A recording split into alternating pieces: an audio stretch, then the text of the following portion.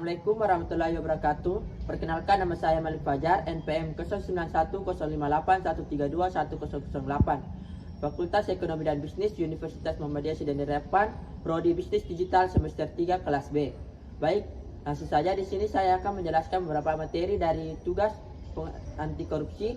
Simak videonya. Apa saja faktor penyebab korupsi? Mari kita bahas. Faktor penyebab korupsi penting diketahui tiap warga negara. Korupsi merupakan praktik yang merugikan negara dan juga rakyatnya. Korupsi termasuk tindakan melanggar hukum di seluruh dunia. Terkadang, kurangnya pengetahuan tentang faktor penyebab korupsi membuat masyarakat tidak mengetahui bahwa perbuatannya termasuk tindak korupsi. Maka dari itu, faktor penyebab korupsi termasuk pengetahuan dasar yang harus dimiliki tiap orang. Menurut Pusat Edukasi Anti Korupsi dari KPK, faktor penyebab korupsi dibagi menjadi dua faktor, faktor internal dan faktor eksternal. Berikut penjelasan mengenai dua faktor penyebab korupsi. Yang pertama, faktor internal. Faktor internal merupakan faktor penyebab korupsi yang datang dari diri pribadi.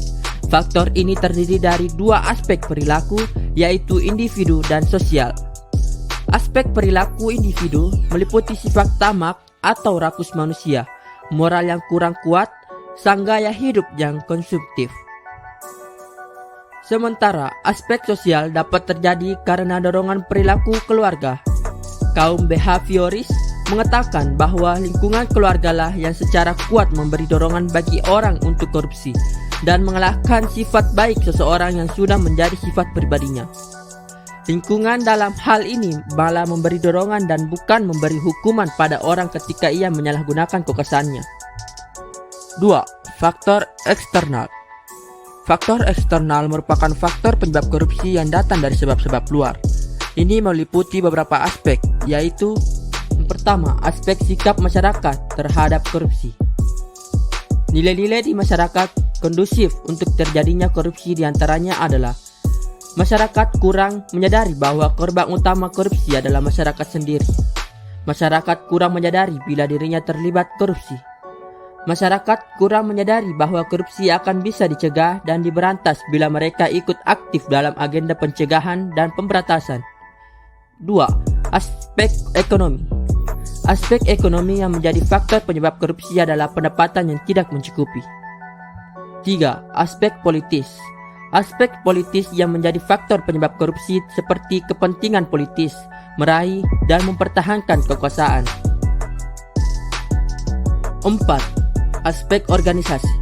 Aspek organisasi yang menjadi faktor penyebab korupsi diantaranya adalah kurang adanya sikap keteladanan pimpinan, tidak adanya kultur organisasi yang benar, kurang mengadainya sistem akuntabilitas yang benar, kelemahan sistem pengendalian manajemen, dan lemahnya pengawasan.